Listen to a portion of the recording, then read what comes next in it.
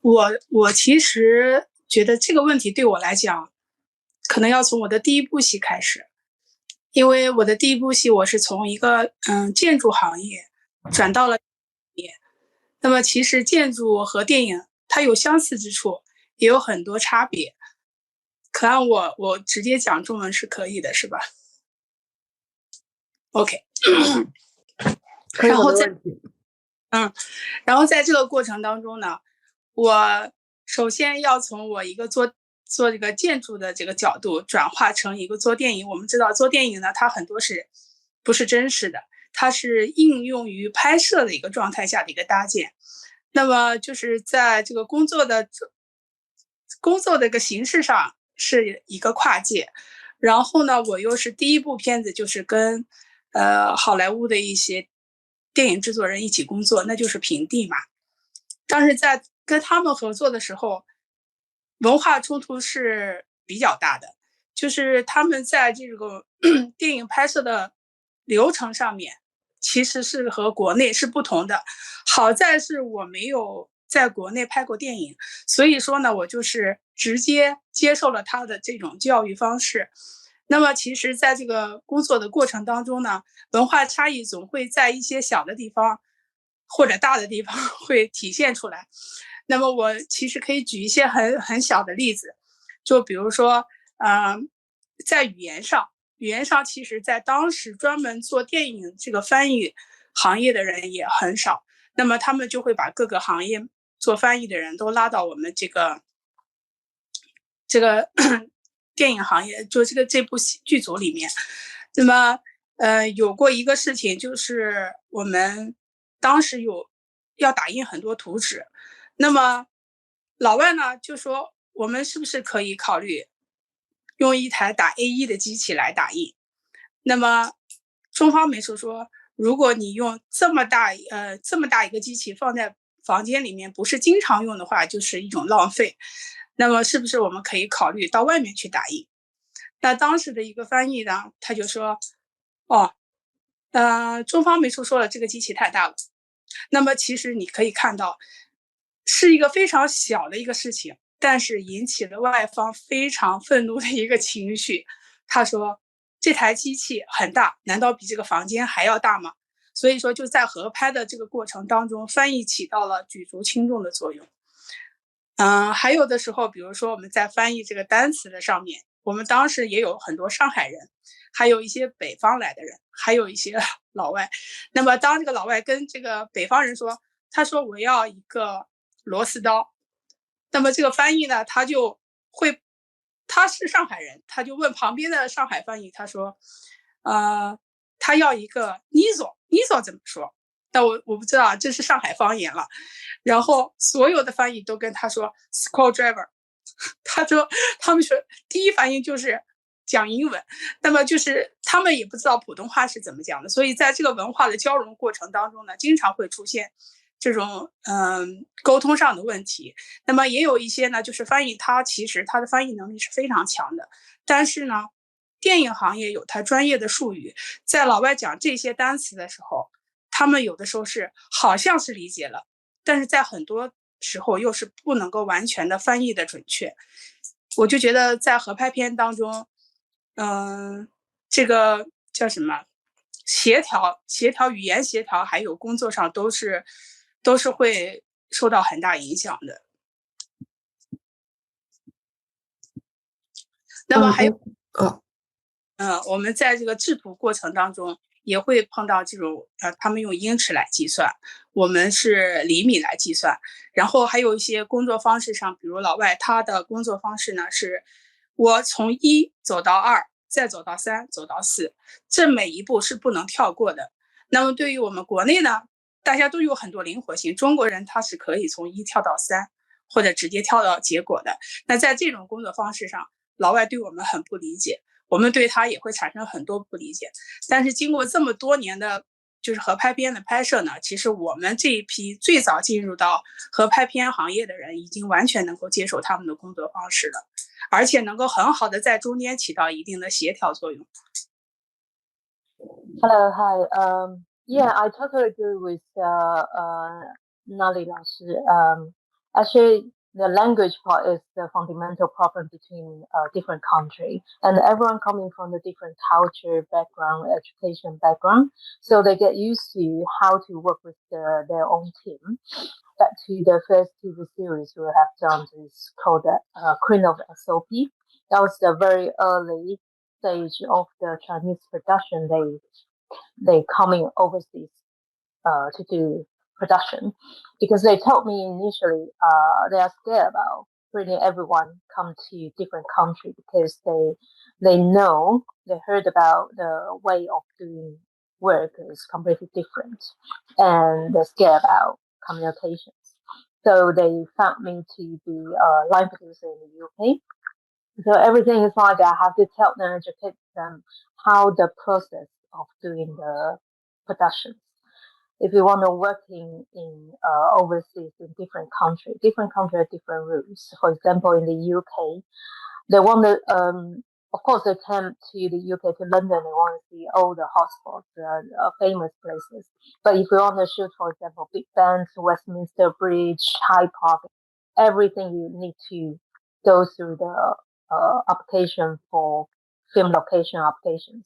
So at least it takes 3 to 6 weeks to go through everything. And the way Chinese production like to do is they may not finish the script yet. Maybe they, back to 2011, that was the 40 episodes TV show. They have to film 2/3 in China and then move on the last 1/3 in the UK. They may not finish the script. So everything is like, they think they come here, they can adapt their script to local situation, which is actually none of the UK production can do this, because if you don't have, you don't tell them what exactly you want to do, you don't know how to describe in the application, you don't know how to submit this application, you don't know what you actually want to do in Hyde Park, where you're going to. And the producer asked me why we can't do this, why we can't do that.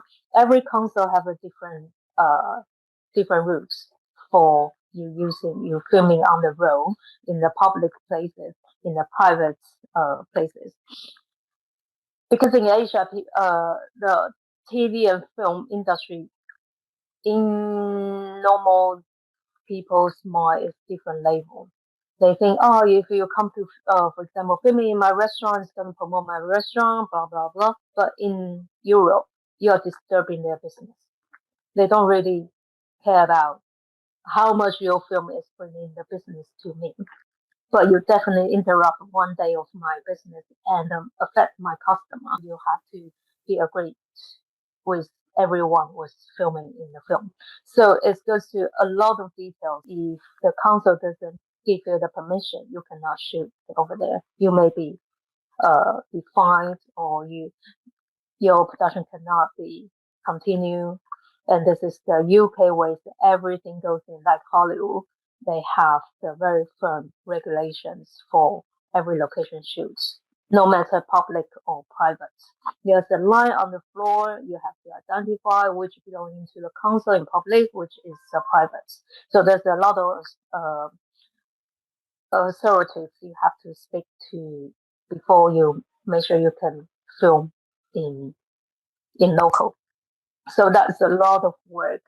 Normally we would tell them that, okay, you're looking for 3 weeks shooting, you probably need at least 2 months pre-production, because all the applications need sometimes to process.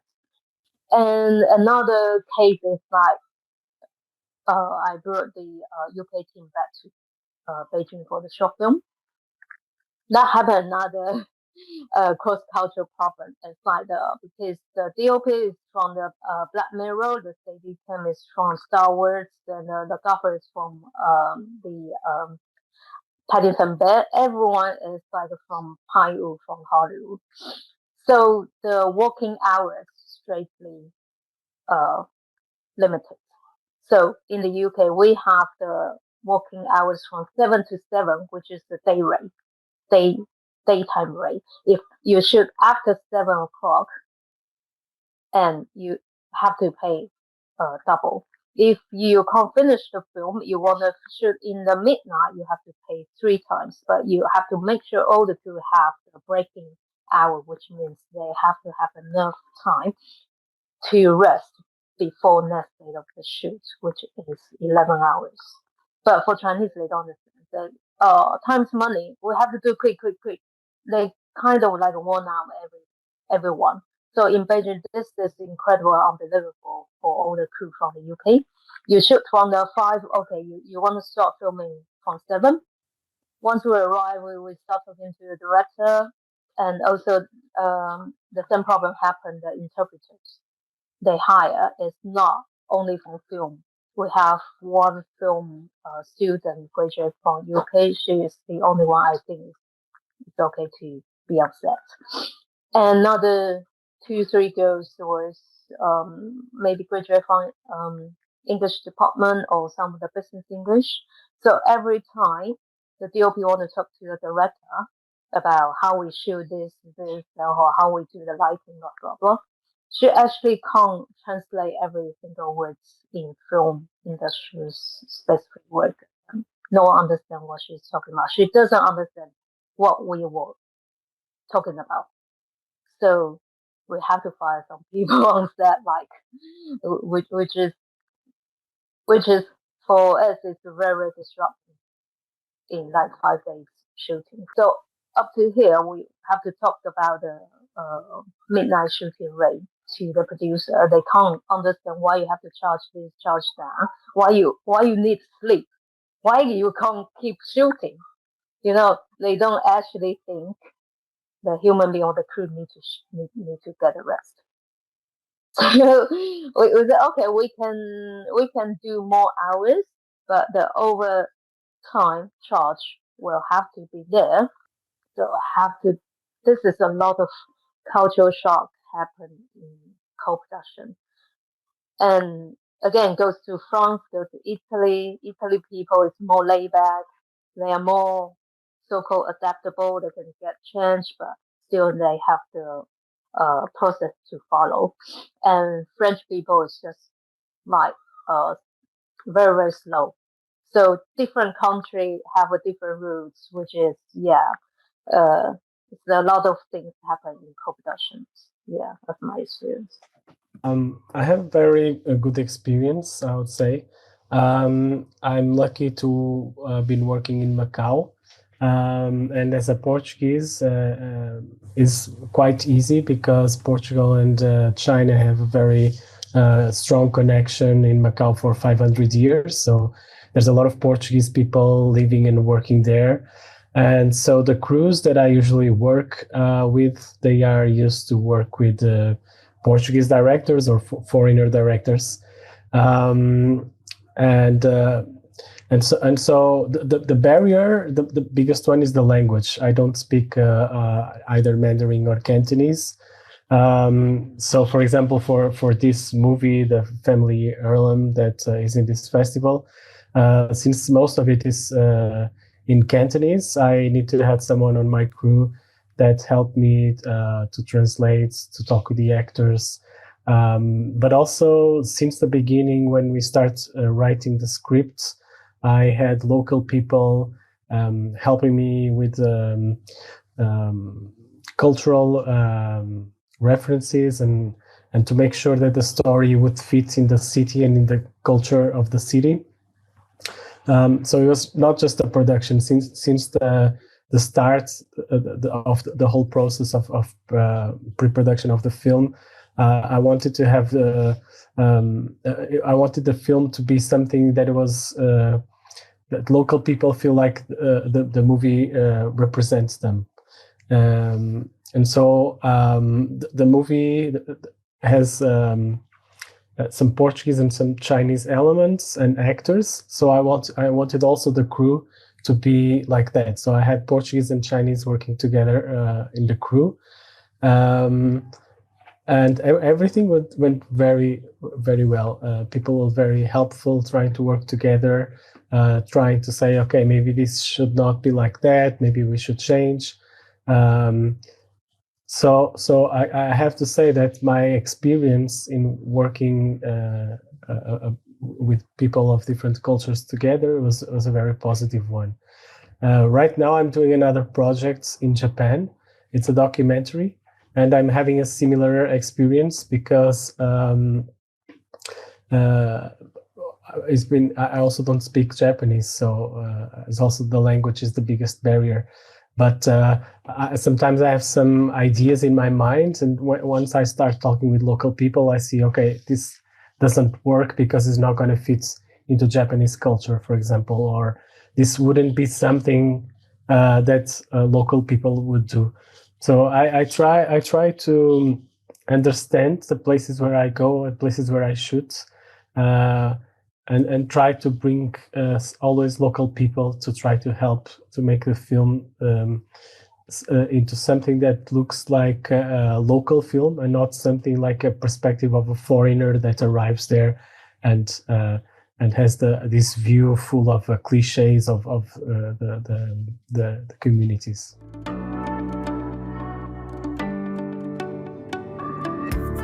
Okay, that's very good questions. There's no certain way to practice for everyone. But I will adapt it. For example, I'm working with UK team. I just follow their rules for that. And because I'm a UK-based production company, so I will base on either more UK's regulation. And after the research, UK and US are the most established film industry, and they care about the health and safety. That is fundamental it's foundational for all the film working or whatever industries. And I think all the production companies come here, they understand. And I will have another way for smaller production companies tell them, if you want to do this, what I can help you to achieve it. For example, you are a very small crew, especially in the UK, they have no exception for smaller crew and for student film production. So you can apply for this regulation. I will tell you first, and then you go back to think what you can adapt for doing your production. And first, I will give them the consultant to understand if you want to film here, in London, you have to do this and that. If you want to shooting in Liverpool, what else you can do? And because all the logistic condition may change from city to city and also country to country. So I will give them a different package. For example, for people to fly out from the UK, maybe you can think about half of the crew you can recruit in the UK and to get a better know-how and better communication, and actually you can save money from your flight accommodation, which will balance out the cost of the whole production. Maybe your work more effective. And also after the COVID, we can do Zoom meeting first. I can give you some virtual idea for the location scouting. Rather you fly over in the past time, our director, DOP have to fly maybe 2-3 times, which is waste a lot of time and the cost. Now, so they will just use the technology to help the production to understand both. And because the bilingual language ability I have in here, and I also recruit people is actually experiencing in production, rather just find students to try to translate, which is what may bring more trouble for myself. So I will tell them in the beginning what is the pre-production work we should do, what's the budget is going to be like this. If you think this is what you're looking for, you can do, it's affordable to do in the UK, okay, then we move on to the next plan. If you think in the UK it's cost too much, maybe I will give you another suggestion to do outside of London or any other country or any other suggestion to meet your needs. That will be my strategy now to start with international co-production.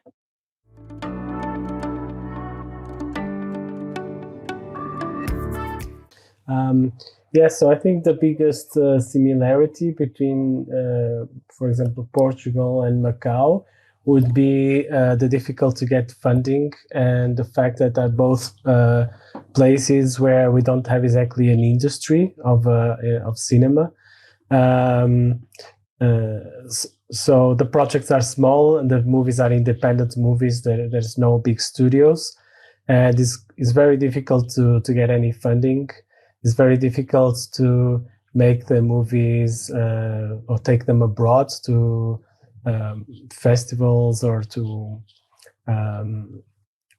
cinema theaters in other countries. So it ends up to be a very local market, which is quite small, and that's has a big influence in the whole process of making movies, because if you don't get enough funding, then it's very difficult for production to make things happen, and that means that you need to change the story. You need to cut scenes because you just don't have enough budget to make them, and so it's quite difficult to make good and engaging stories. Both countries are very dependent on the government fundings for movies, and government fundings, they have been more and more imposing some rules or regulations. Either they don't want, for example, you to talk about certain topics because they might be controversial for the country, or they want you to promote certain aspects of the region for tourism purposes, for example. So it kind of ends up, again, interfering in the story you want to tell. So I think this is two places where you don't have a lot of freedom in terms of screenwriting. When I write a film, I'm already thinking, what can I do? What I'm going to have budget to do? The kind of actors I can get, the kind of locations, because I know that without a budget or without a big budget, all of those things need to be considered when I'm writing. Regarding differences, I would say the themes of the movies, I think, are a bit different. Portugal is known for being quite a sad country, or a country with a very sad mood. So the movies are mostly big dramas with very sad stories most of the times. While in Macau and in that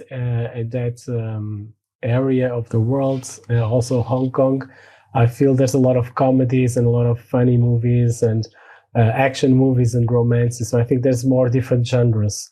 While in Portugal, it's mostly big dramas.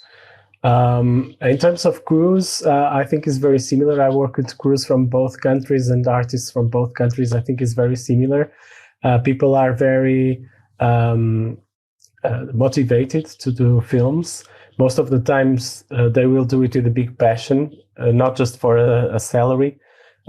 So that is something that is very good when you work with a crew they really want to bring the best for your movie. And this is something that I find in both countries. Yeah. 就是如果你是单单做一个国家的内容的话，那就是等于你在走一个独木桥，那你的视线各方面经验都是很狭窄的。如果你可以参与到不同的项目当中，你了解了不同的文化，当这些文化都融合在你身体里之后呢，你的发挥的能动性就非常的无限了。那其实呢，我不仅仅是在电影行业，我在其他行业也有做，就是比如音乐节啊，还有一些沉浸式戏剧啊。当做沉浸式戏剧，其实我在做拉贝日记的时候，我们这个所有的拍摄都是在大陆完成，这是一个德国的片子。那在这个片子当中呢，我们其实就完全了解了当年的西门子为了救助中国的难民他们所做出的努力。那么还有一些呢，就是我们在拍摄这部片子的过程当中，为了能够更真实的表现出这个片子所要表达的寓意，我们曾经走访了南京大屠杀的所有的展馆，包括民间艺术家，还有一些资料馆，就是别人很难触及到的内容，我们全部都去看了。而且在这个合拍片的过程当中啊，我们有很长一段时间可以去收集自己想要了解的资料，去了解它的历史。那么在每一部片子的过程当中，你会发现你不是单单做了一部片子，你是上了一堂历史课。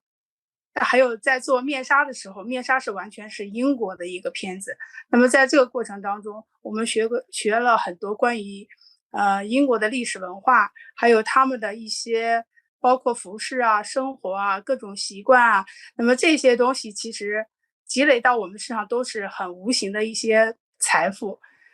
所以我觉得在我自己的这个从业当中啊，多元化是体现的非常明显的。因为我不仅是跨了界，我也跨了很多年代，包括一些以前还拍过一些科幻片。那么这些科幻片它走的方向又是另外一条路。那么就是在所有的这些你积累到自己深处之后，你在发挥的时候是做出别人可能想象不到的。我在做幻乐的时候，我记得有一个场景，它是一个马戏城，当然在幻乐里面出现了2次马戏城。那出现2次马戏城，我怎么样能把这2个空间拉开？我一个空间就是做的很中式的，然后另外一个空间呢，我就把我现代的音乐节的元素放置到了我这个具有年代性的，可能是在18几年的一个马戏城里面，我做了一个背景，大家都看着很好看，但是年轻人也很喜欢。它为什么会好看？可能大家不知道这个就是内涵是什么。就是我在制作这个过程当中，其实我加入了新鲜的元素。就是我觉得就是人要不断的去吸取这些新鲜的东西，它不是说你到一个什么程度就结束了。当你做到最后的时候，你这些经验都是在不断的累积，没有终止的一天。其实就等于是说我学了所有的语言，然后我自己又用画面表达了我所有的语言。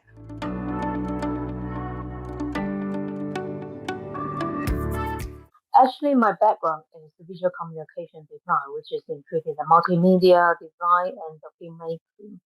And I used to work in the different UK company as a multimedia designer. And for the time being, I have a lot of freelance project requests. And after 2008, the recession happened. So I become more like contractor and a designer. So like a project branding consultants with different companies. And one of my friends was a producer in Taiwan, and then they have the budget, and the project want to come over to UK, which is the print of SOP. So from there, they can only work between company to company. So I said, yeah, I'm just established my own company, which is actually based on brand consultants, which are cross industrial from media, multimedia, and filmmaking and advertising. So I will start from that project to do the filmmaking. So to help them to do all the production in London. So that's how I start my film production here. And because before that, there's no such a proper film production company in London, which people can actually work in properly together. So that was actually take me a lot of time to work on it and learn a lot of things from the local authorities, because there's a lot of new requests from the Chinese production, which for the UK local authority, they probably have to think, and I have to think about how to convince the authority to allow us to film in here and there, because the way Chinese production will tell you from the script that, oh, maybe we do this, maybe we do that, but I have to actually make a solid story and to tell the UK like a council, tell them what we're actually doing here, because they will estimate how much hours you're going to work here, how much equipment you may need to shoot this, blah, blah, blah, because they have much more experience to deal with this than you do. So from there, there's a lot of lessons I have learned. Yeah, that's a great experience to start with. After done this TV series, and that's how I start with, and I found it very interesting. After like 2013, 14, I started shooting more in Europe. I spent probably 3 years um, more in the Europe than in the UK, and yeah, that's how I start working at them. Yeah.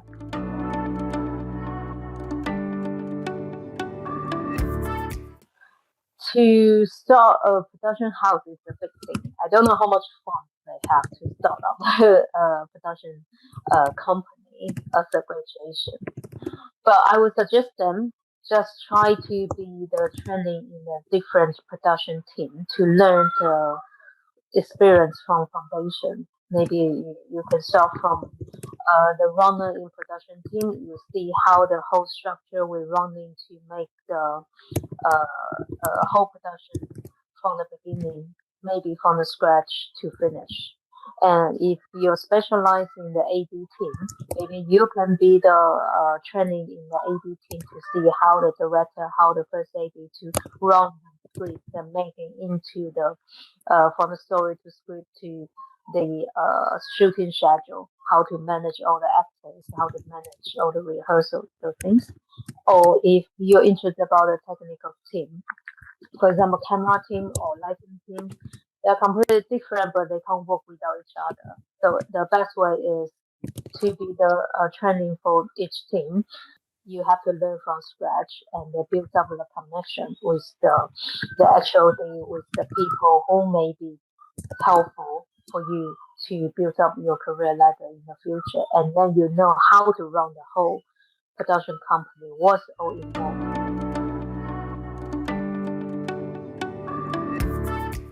Yeah, so as I said before, I have good experiences, but usually from the productions that I've been involved, the biggest difficulty is always getting the funding for the films, and this is usually when one of the sides is not interested. So, for example, a production from Portugal wants to shoot in Macau, so they have a co-production. But then on the Macau side, we cannot get the support they need. And sometimes the opposite also happens. Is Macau production wants to shoot outside, but in other places they are not so interested in this kind of partnerships. So usually, the projects usually when something goes wrong, it goes wrong right in the beginning when we're starting to develop. Not in a later stage. But with Japan, for example, I think because it's so this is a documentary about the Japanese architects who did this project in Macau. So there is quite an understanding about how this is relevant for both places.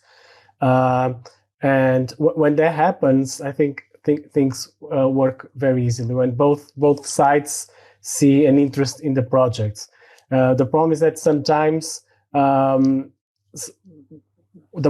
projects might be not so relevant, and so it's difficult to get a partnership.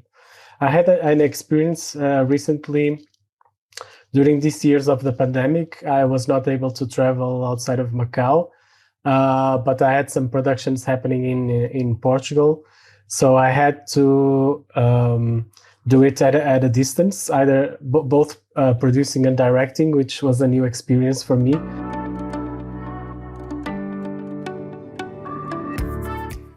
对于新的人来说呢，我是建议，如果说做跨国的一些项目的时候，应该多去听，多去理解。其实有很多时候，可能从翻译做起会比较容易一些。但是从翻译做起的时候，一定要能够明确的表达别人的意思，而不是自己理解的别人的意思。这样的话，就是在他的这个成长过程中，他有了一定的积淀之后，他就能够能动的发挥了。其实也就是说，你能够在沟通中去理解，理解完了，你才能够发挥你的能动性。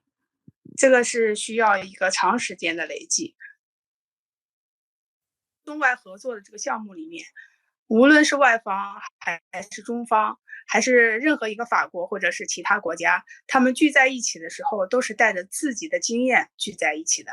所以在这个过程当中，没有谁对与不对的问题，一定是一个我们怎么把问题可以平衡到一个最好的一个状态，大家寻求同一个目标去努力的一个情况。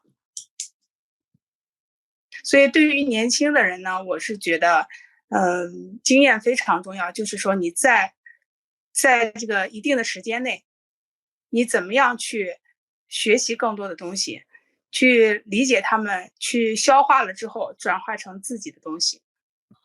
My suggestion will be make more friends. There are a lot of film connections. For new people, the connection is very important for you. You never know who you're gonna meet in one drink or in one of the film premieres or the friends networking, especially film networking. And as senior filmmaker, I always met people wanna talk about my experience. They want to listen to this. They think that was so. You never know who you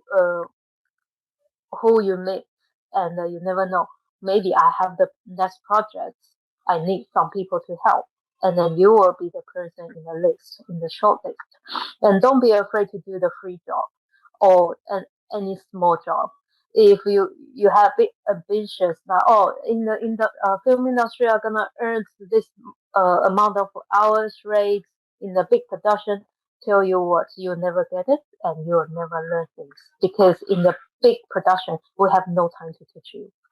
So start from the small production. We actually, if you join from the, for example, from the script development or the fundraising stage, you got a lot to learn. One day you have your own projects. You know how to fundraising. You know how to break down your script, and then you know how we start to recruit crew to get the whole production team together, make it together, and how to do the budgeting.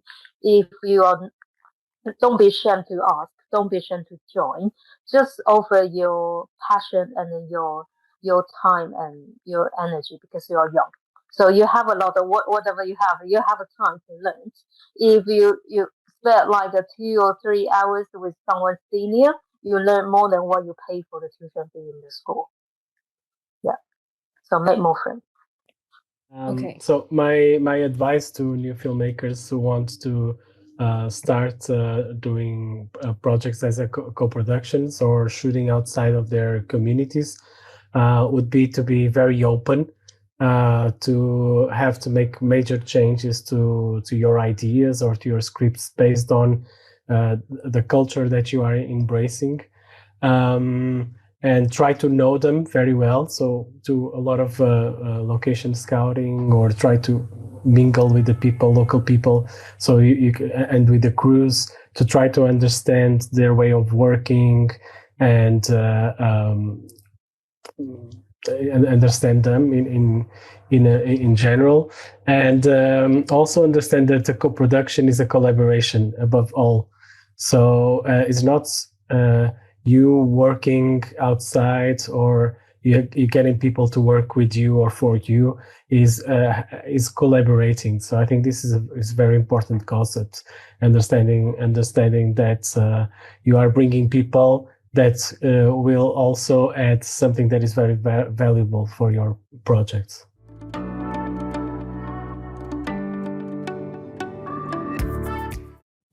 My answer is no. I don't think there's any limitations that you cannot overcome. I think there's always a way. There's always a way. Yeah, some compromises sometimes, but if both, yeah, I think you can always find a way. 在我的经验里面，也是经验积累到一定程度以后，觉得最简单的方法可能处理问题会来得容易一些。我可以举一个例子啊，我到那个意大利去做双年展的时候，那因为当时我还在做换月嘛，我比我的团队可能晚去1个星期嘛。那我到那里之后呢，因为我团队里面他是制作的人多，所以他们觉得哎呀好乱啊，这里的事情很难解决啊。他们也听不懂我们在说什么，我们说什么他们也不能够很好的配合理解。那当我去的时候呢，就是我们要把我们的已经景全部搭起来了。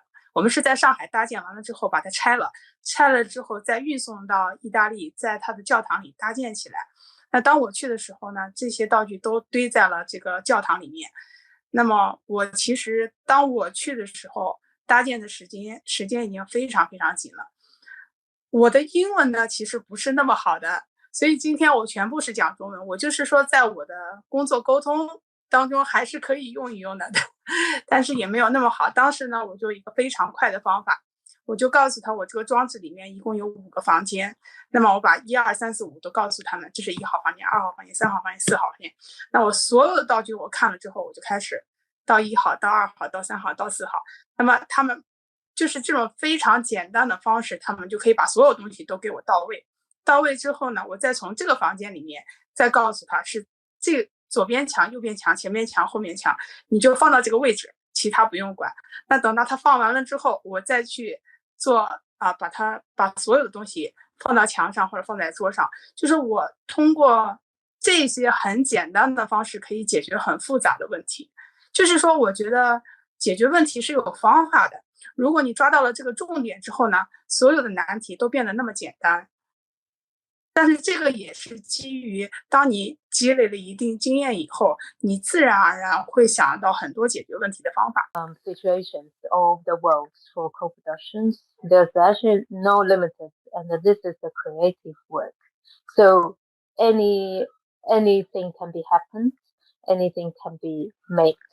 So there's no limited to limit whatever you are or whatever you're going to shoot. If this place for this project doesn't work, just move on to another one. If there's another better options, maybe you can think about for next time you can use this information or facility, whatever, this network. Everything is possible to happen. So there's no limit for any creativity work, especially in film. And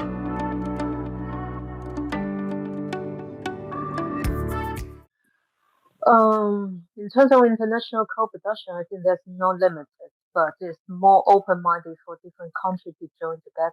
We have done ones in India, Switzerland, and the UK.